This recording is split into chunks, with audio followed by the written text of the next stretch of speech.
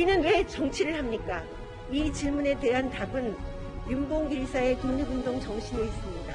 세상을 바꾸려거든 내 몸부터 움직여라. 저는 우리 사회가 오랜 세월 쌓아올린 상식과 정의가 무너지는 것을 더 이상 지켜보고 있기 어렵습니다.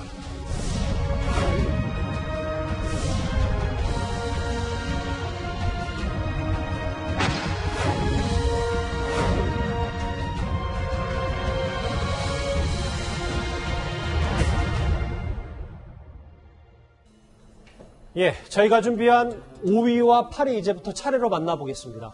윤석열 전 총장이 다음 주 화요일인 2일에 대권 도전을 공식 선언하죠. 29일입니다.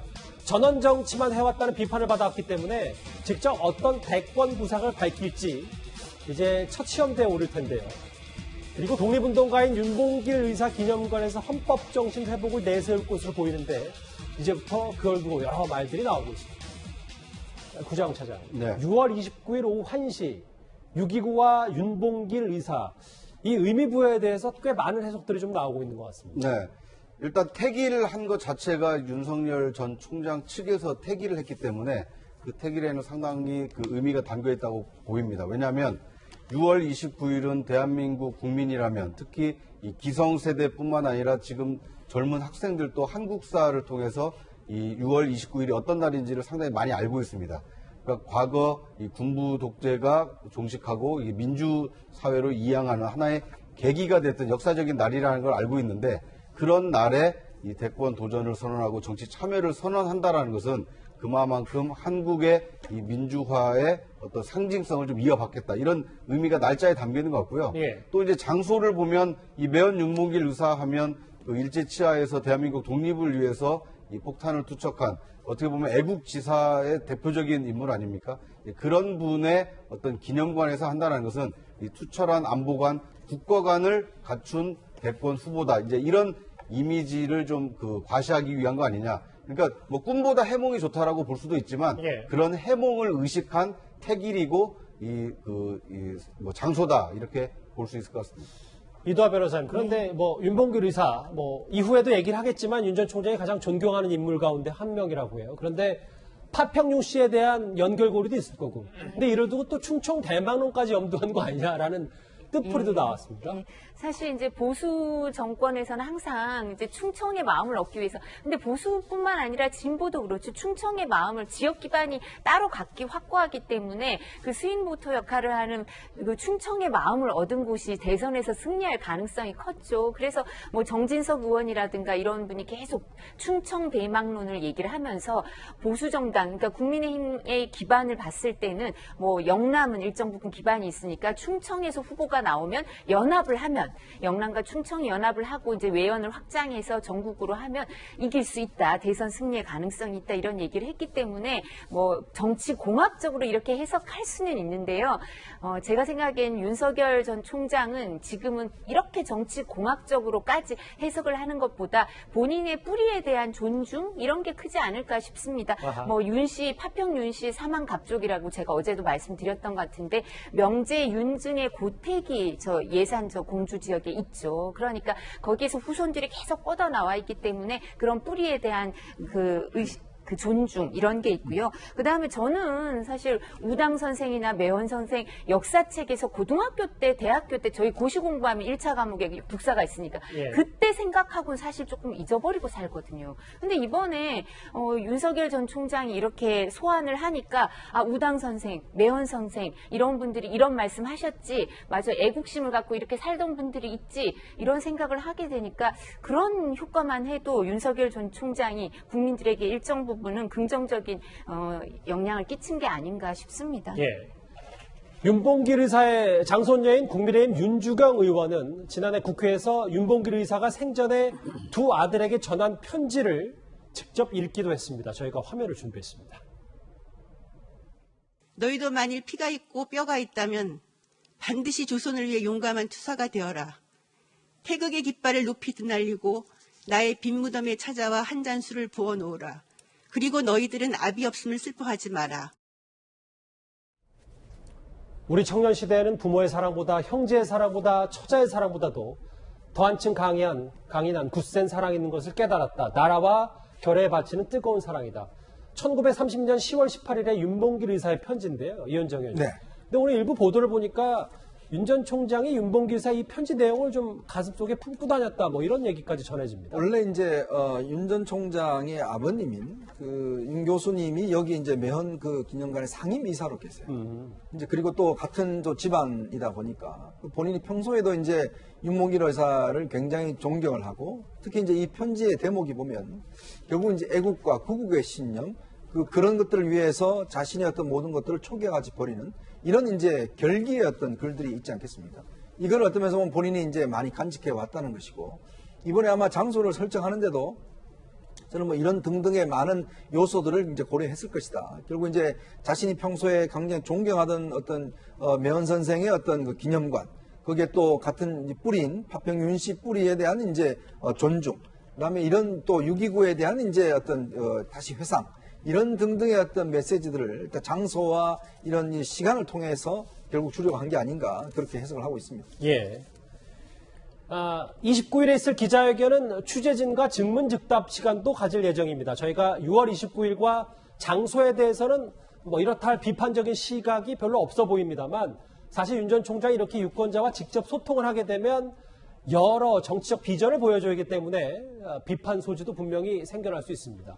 그동안 윤 전 총장이 보여줬던 직설화법이 나올 수 있을지 잠시 작년 국감현장을 다녀오겠습니다. 중상모략이라는 단어는 제가 쓸 수 있는 가장 점잖은 단어라고 저는 생각합니다. 감찰총장은 법무부 장관의 부하가 아닙니다. 정당하게 일하는데 근거 없이 의혹을 막 제기해서 이렇게 하면 저는 누가 공직을 하겠습니까? 저는 그거는 좀 부당하다고 생각합니다. 아니 저도 제 말 하는 겁니다. 밖에서 다 신문총장이라고 그러지 않습니까? 뭐가 신문이 아닙니까? 이 사건도 하나도 없는데. 그것도 선택적 의심 아니십니까? 과거에는 안 그러셨지 않습니까? 과거에는 저에 대해서 안 그러셨지 않습니까?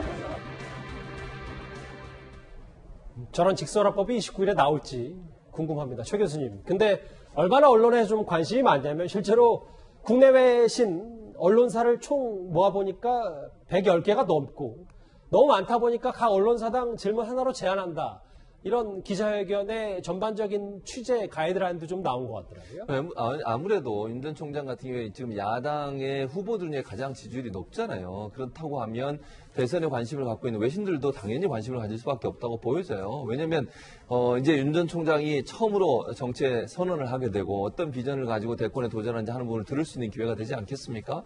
현재로서는 뭐 아까도 말씀드렸습니다만 앞으로 어떻게 될지 모르지만 현재로서는 가장 지지율이 높기 때문에 그렇다고 하면 외신, 뭐 우리나라 언론 모두 다 관심을 가질 수밖에 없죠. 그리고 지금까지 워낙 오랫동안 윤 전 총장이 정치의 선언에 대해서 뜸을 들여왔기 때문에 더더욱 관심이 높아졌다고 저는 보여져요. 그래서 아마 저 언론사뿐 113개라고 해도 그것뿐만 아니라 유튜버들도 엄청나게 갈 것 같아요. 그래서 관심이 증폭될 수밖에 없고 처음 발언을 어떻게 하고 처음에 어떤 얘기를 하느냐가 관심이 집중될 거다. 다만 그게 이제 윤 총장한테는 득이 될 수 있고 독이 될 수 있다. 이건 명심하셔야 돼요. 그러니까 어떤 발언을 하고 어떻게 질문에서 답변하느냐 이런 부분들이 사실은 이제 처음 어떤 모습으로 데뷔하느냐가 첫 인상이 되기 때문에 본인의 정치 역정에 상당히 중요한 날이 되지 않을까 그렇게 생각이 됩니다. 예, 정말 중요한 날이 되겠죠. 윤 전 총장 측은 방금 저희가 화면으로 만나봤던 것처럼 총장 시절에 국회 법사위 등에 출석해서 자신 있게 발언하는 모습을 다시 보여준다면 최근에 뭐 전원 정치냐 간보기 정치냐 분위기 반전될 수 있을 것이다. 구정처장. 왜냐하면 우당 이회영 선생 기념관 갔을 때는 약간 모호해가지고 윤 전 총장답지 않았다라는 비판적인 시각도 있었었잖아요. 네. 그리고 이제 지금 실무적으로 6월 29일 이 대선 도전 선언 그 취재 과정이 지금 좀 매끄럽지 않게 지금 진행이 되고 있습니다. 왜냐하면 지금 너무 많은 이제 그 언론사와 이 취재진이 몰리다 보니까 지금 코로나 시대 아닙니까? 실내에서는 참여할 수 있는 인원이 제한이 돼 있거든요. 그런데 신청을 많이 받아놓고 누구는 참석시키고 누구는 배제할 거냐 이걸 두고 지금 내부적으로 아직 그 가이드라인을 정하지 못해서 언론사 여러분이 알아서 협의해서 결정해라 하니까 누가 오는지도 모르는데 우리가 어떻게 협의하느냐. 그러니까 실무적으로는 사실 지금 약간 좀 문제점을 드러내고 있는데 이런 점까지도 윤 전 총장 측에서는 좀 뭐랄까 좀 배려가 이런 과정에 대한 배려도 좀 있을 필요가 있다는 생각이 들고요. 예. 또 한 가지는 윤 전 총장이 이제 직접 대국민 메시지를 던지는 날이기 때문에 많은 국민의 이목이 좀 집중될 수밖에 없습니다. 그럼요. 윤 전 총장이 어떻게 얘기를 하느냐. 지난해 국감처럼 자신의 어떤 입장을 소신 있게 얘기를 한다라면 지금까지의 그 우물쭈물한 모습 또는 차차라는 어떤 그 비판적인 어떤 이 닉네임도 상쇄시킬 수 있겠지만 만약에 너무나 좀 의례적인 말 또는 상투적인 말 너무나 당연한 얘기를 하는데 그친다라면 어떤 국민의 큰 기대가 일순간 실망으로 바뀔 수 있다. 이런 점도 염두에 둘 필요가 있지 않나 하는 생각이 듭니다. 다음 주 화요일 윤 전 총장의 직접적인 메시지가 왜 더 중요하냐, 이현정 의원님. 정치권에서는 지금 최재형 감사원장이 뭔가 윤 전 총장과의 이미지가 겹치니까 최재형 원장이 진짜 본격적으로 등판하면 일부 보도에 따르면 국민의힘에 바로 입당한다는 얘기도 좀 전해지고 있어서요. 이런 것들이 윤 전 총장의 직접적인 메시지 혹은 템포를 숨가쁘게 만드는 거 아니냐라는 해석도 있습니다. 지금 일부 관측에 따르면 최재형 감사원장이 아마 주말쯤에 아버님인 그 최영석 대령을 찾아뵙고 지금 반대를 하고 계신다는 거 아니겠습니까? 설득을 해서 28일쯤에 본인이 아마 사표를 제출할 것 같다라는 보도가 있어요. 그러니까 지금 29일 날 윤 전 총장이 선언하고 그 전날 최재형 감사원장이 이제 사표를 낸다라는 이야기가 있습니다. 예. 물론 사표 내고 바로 아마 정치 이런 거는 하시지 않겠지만 어쨌거나 이제 한 7월 달쯤 되면 결국은 이제 이분들이 이제 대선 후보로서 야권의 어떤 대선 주자로서 본격적으로 뛰게 되는 상황이고 그러면 이렇게 경쟁을 하면요. 다들 어떻게 하겠습니까? 일본을 일단 때리는 겁니다. 지금 여당 민주당과 마찬가지지만 오로지 공격 포인트는 일본이거든요. 그러니까 1등 하는 사람한테 공격을 해야지만이 본인들이 뭔가 이 영역이 생기는 거거든요. 아마 윤 전 총장도 그걸 각오를 해야 될 거예요. 본인이 이제 만약에 이렇게 이제 이번 6월 말까지 이제 전적으로 이제 출마 선언이나 이런 게 되면 각각의 후보 진영에서 모든 공격 대상은 윤 전 총장이 될 겁니다. 야권에서죠. 그렇죠. 야권에서. 그러면 이걸 어떻게 견뎌낼 것이냐. 이게 이제 첫 번째 저는 실현인 것 같아요. 예. 지금 엑스파일 때문에 이제 주춤하고 실현을 했는데 한편으로 좀 도움이 되는 건 뭐냐면 저는 제가 좀 전에 이야기했지만 또 박범계 장관이 저렇게 또 인사를 해주시니까 저게 사실은 본인이 검찰 나온 이유도 법치와 공정 이것 때문에 나온 거 아니겠습니까? 그걸 또 지금 바로 지금 이 선언하기 직전에 또 인사를 해서 아마 월요일쯤 되면 언론에서 많은 이제 검찰 인사에 대해서 비판적인 이야기가 있고 예. 이제 29일 날 선언하게 되면 그 명분을 또 하나 이제 얻는 거거든요. 보십시오. 제가 저런 것 때문에 지금 이 대통령 하려는 거 아니겠습니까? 라는 메시지를 전달해 줄 수 있는 그런 걸 좀 박근혜 장관이 저렇게 마련해 주시니 한편으로 저런 것은 도움이 되겠지만 앞으로 아마 많은 다른 주자들의 공격은 또 본인이 감당을 해낼 겁니다. 예.